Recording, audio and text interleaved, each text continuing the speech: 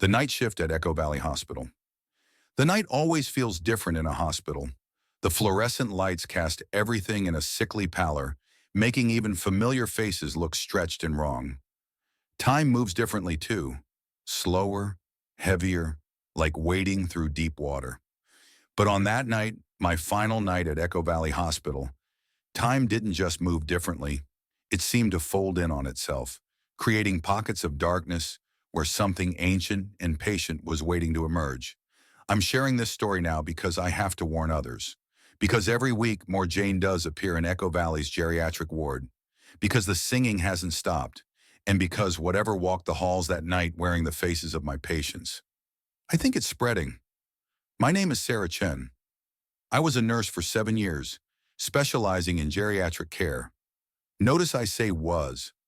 After that night, I never set foot in another hospital again. Sometimes I wake up screaming, the echo of that awful singing still ringing in my ears. Sometimes I see shapes moving in the corners of my vision, too tall and bent at impossible angles.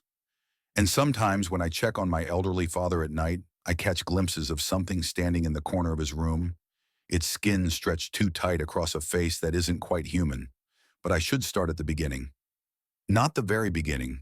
That would take us back to 1932, when they built Echo Valley Hospital on land that was never meant to be disturbed. No, I'll start with my last night shift, when everything I thought I knew about reality unraveled like loose threads on a burial shroud. It was a Tuesday in late October. The harvest moon hung low and bloated in the sky, casting long shadows across the hospital parking lot as I arrived from my shift. Echo Valley Hospital sprawls across several acres, a maze of buildings ranging from the ultra-modern emergency wing to the original structure where I worked. The geriatric ward was on the third floor of the old building, where the walls still held that institutional green color beneath layers of more recent paint. The day shift nurse, Marie, was already gathering her things when I arrived at the nurse's station. She looked troubled, her usually neat uniform wrinkled as if she'd been tugging at it nervously. "Rough shift?" I asked, setting down my coffee. Marie glanced down the hallway before answering. "Something's off tonight, Sarah. The patients are restless, even the ones in comas." I followed her gaze. The corridor stretched away into shadow despite the overhead lights. "What do you mean, even the ones in comas?" "The Jane Does," Marie said, lowering her voice. "They've been synchronized all day. Their vitals, their breathing patterns, even their random eye movements. Identical down to the second. Dr. Harrison says it's impossible, but I've been watching the monitors, and—" She hesitated. "And what?" "And sometimes when I'm in their rooms, I could swear I hear singing." I tried to laugh it off, but the sound caught in my throat. We had 2 Jane Does now, both young women found unconscious in Marshall Park, both with long dark hair, both in unexplained comas. The first had been there 2 days, the second arrived just hours ago. No ID, no matching missing persons reports, nothing to tell us who they were or what had happened to them. "Get some rest," I told Marie. "I've got this." If only I'd known then how wrong I was. The first few hours of my shift were normal enough. I had 5 patients to care for. Mr. Peterson in 301, Mrs. Rodriguez in 302, Mr. Wallace in 304, and the Jane Does in 305 and 306. I did my rounds, checked vitals, administered medications, everything by the book. Mr. Peterson was his usual self, drifting in and out of lucidity. He'd been a school teacher before the dementia set in, and sometimes he'd lecture the empty air about history or mathematics. Tonight he was quiet, staring at the corner of his room with unusual focus. "Everything okay, Mr. Peterson?" I asked as I checked his IV. "They're waiting," he said, still staring at the corner. "The old ones. They're so patient. They've waited so long." I'd heard stranger things from dementia patients, but something in his voice made my skin crawl. Before I could ask what he meant, Mrs. Rodriguez's call button lit up. I found her sitting up in bed, clutching her rosary. "The singing," she whispered when I entered. "Make it stop." "What's singing, Mrs. Rodriguez?" But she just shook her head and clutched the rosary tighter, her lips moving in silent prayer. Mr. Wallace was next. The former carnival worker was usually full of stories about his days running the Ferris wheel or manning the ring toss. Tonight he was uncharacteristically silent, his gray face turned toward the window. "Mr. Wallace, time for your pain medication." He didn't respond. When I touched his shoulder, his skin was cold, but the monitors showed normal vital signs. Slowly, he turned his head to look at me. His eyes were wrong. The pupils were too large, the whites barely visible. "They sing so beautifully," he said in a voice that wasn't quite his own. "Will you sing with us too, Sarah?"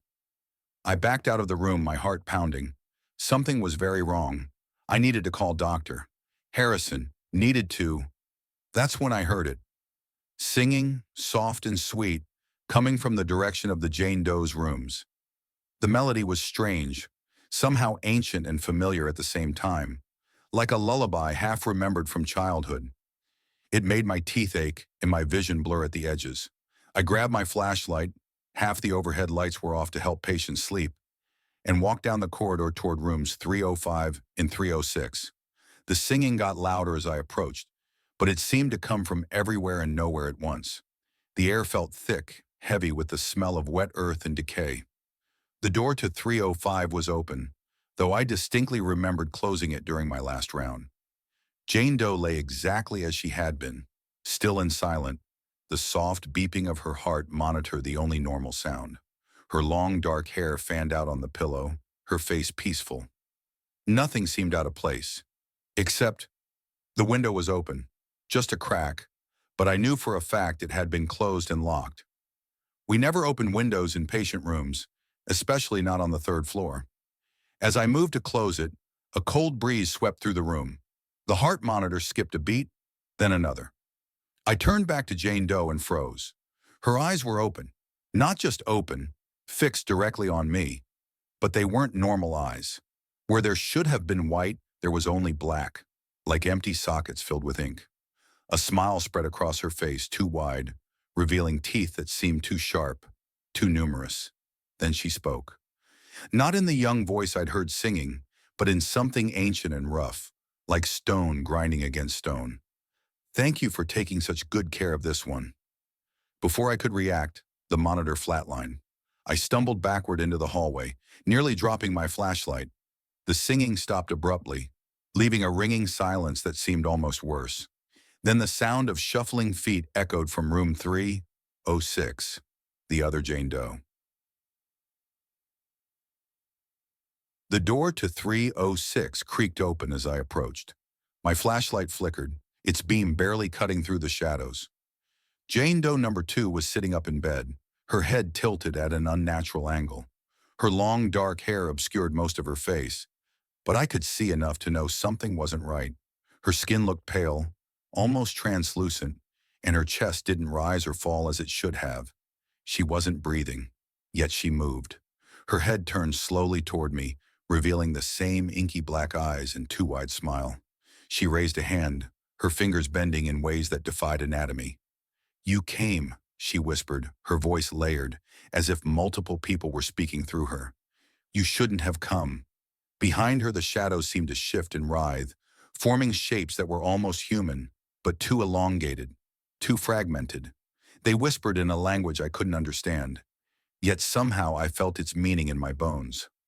"Run." And so I did. I ran down the hallway, past the other rooms where the patients now stood silently in their doorways, their faces illuminated by the dim emergency lights. They all watched me with those same black, empty eyes. Their lips moved in unison, singing a melody that made my head pound and my vision swim. By the time I reached the stairwell, the air was thick with the smell of rot. I stumbled down the steps, the singing growing louder and louder until it felt like it was inside my head. When I finally burst through the doors into the parking lot, the cold night air hit me like a slap. The singing stopped. I looked back at the hospital. Every window of the old building was dark, except for the third floor, where faint silhouettes pressed against the glass. They didn't move. I never went back. I left everything behind. My career, my colleagues, even my sense of security. Echo Valley Hospital is still operational, though I've heard whispers of more Jane Does arriving, more patients exhibiting strange behaviors. And the singing, it's spreading. Sometimes late at night, I hear it outside my window, soft and sweet. And I wonder, how long before it finds me again?